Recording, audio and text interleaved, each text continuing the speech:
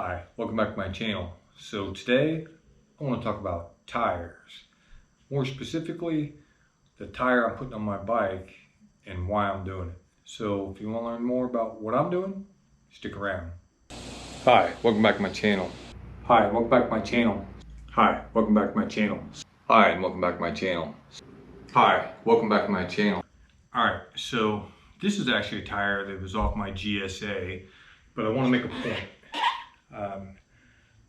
Not sure you'll be able to see it on the video, but this is what I'm calling a iron butt tire. It means I pounded a bunch of miles in one time down the interstate. If you look, you see that the tire is rounded, correct? Well, in the center of this, you can see a flat spot, and that's because I just pounded down the interstate with it. It wasn't out on the weekend doing corners up and down the interstate. So you have a rounded tire that now has a flat spot in it. That's an IBA tire, right? So when you look at bikes and tires and all that stuff, a lot of people talk about the drop-in of a motorcycle. So with the tire being rounded, when you go into a corner, it drops in. So that's what they call drop-in. And it has to do with the way the bike's set up, how heavy it is, how tall it is, suspension, and the tire. If a tire's got a nice rounded edge like this, it drops into the corner very well. On my GSA, I tried a bunch of different tires over the, 6 or 8 years that I rode GSAs.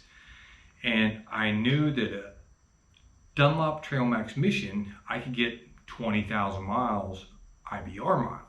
Big miles. They handled big miles. They may not have handled twisties and some of the other things perfect, but they had good wear to it, and you could pound miles and the tire would last. This is an Anarchy 3 that came off my GSA, and I only got about 6,000 miles, 7,000 tops if they were IBR miles. If they were weekend miles, I got a little more, but still, in an IBA setting where you were pounding miles day after day after day, this only lasted about 6,000 miles. But I knew in a big rally that Dunlop Trail Max Mission would work for my GSA. So now I moved to a K1600. What are we going to do? Yep, so this bike, I'm going to put a car tire on it. And I want to explain why. So the limited time I've had on this bike, rear tire is going to have to be replaced. I'm leaving next week for Snafu Rally that's coming up in Georgia. There'll be a video on that coming very soon. So I need to do something about a tire. Now, when I think about going to Georgia, it's 1,000 miles to the start, 1,000 miles back. I'm an IBA of those. That's not that big a deal. But when I look at the rally, it's only a 10-hour rally, so maybe I can get 700 miles out of there. So it's 3,000 miles. The current tire, this GT, Road 6 GT on it, I'm only going to get about 7,000. So it's a true motorcycle tire. It's rounded, has good drop in, the bike handles very well. It's about $350.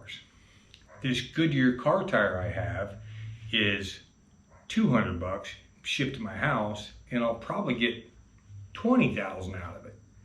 So it's not all about money, but look, this thing is flat, right? Remember we talked about on a motorcycle tire it's rounded. This isn't very round. So the drop in, as they say, takes a little getting used to. This bike isn't going to drop into a corner the way it does now. It's going to handle differently. A lot of people will tell you it's going to handle differently. But when you're pounding miles, remember I tried to show you that little squared flat edge? I'm now going to have a larger flat edge for a tire. So I've never ridden with a car tire. A lot of people have, a lot of people talk about it.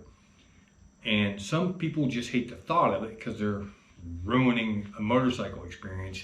But putting a car tire on this bike can allow it to pound big miles. So I'm going to try. So there's that. So I'm going to need this to mount the car tire on that bike. It's a little bit wider So this is gonna shim it out a little bit. And then I have some new lug bolts that are a little bit longer.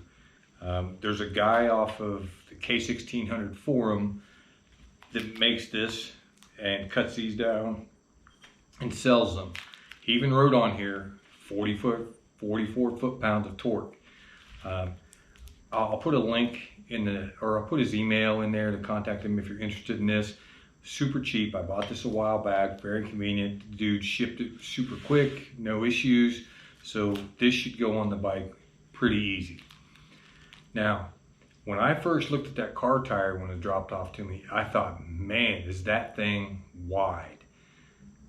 And then I put it up next to the rear tire on the bike that's on there. It looks real wide on the table, but it's not much different than the motorcycle tires on it, except for that drop in roundness. So keep that in mind. All right, let's take a look at the width. This can be a little hard to see, but this rear tire is, I'm gonna call that 7 inches wide.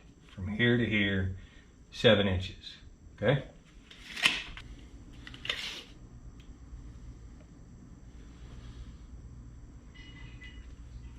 This tire's 8. So it's gonna be a little wider, but this is the tire size-wise everyone uses. So it's a little wider, it'll draw a lot of attention, but it should work fine.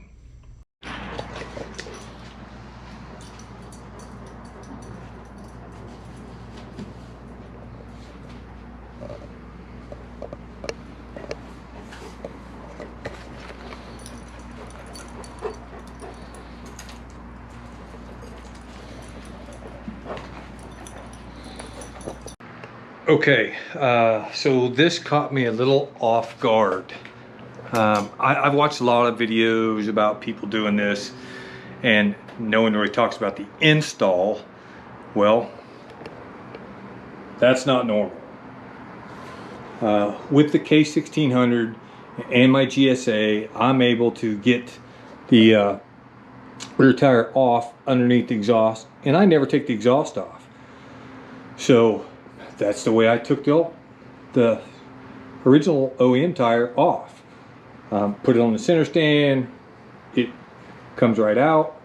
Well, the car tire is a little bit wider as we saw, and it wouldn't go under there. So I either had to remove the exhaust, which I didn't want to. I came up with this. I put my floor jack underneath the suspension, underneath the link right there, raise it up. At that point the bike is pivoting, so I held it. I had my wife jack it up, and I put it on a 2x4, and that gave me enough to put it on there. So that I wasn't expecting that happened. So, but it's on, no issues. Spins freely. It's still in gear. I haven't torqued it down, but yeah, I'm gonna take it for a ride here in just a few and see what happens. All right, so that's it. It's on there.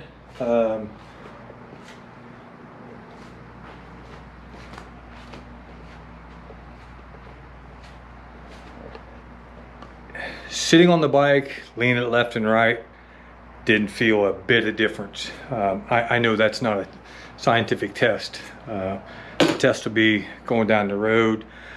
I don't think riding around the block is going to tell me anything. So the test is probably this weekend when I go put 100 miles on it and see what it does. So anyway, keeping on that height of that center stand, because that caught me off guard. All right, I hope this helped explain what I'm doing, why I'm doing it, and look forward for the next video where I tell you how well it works. All right, thanks for watching. Have a great day. Be safe.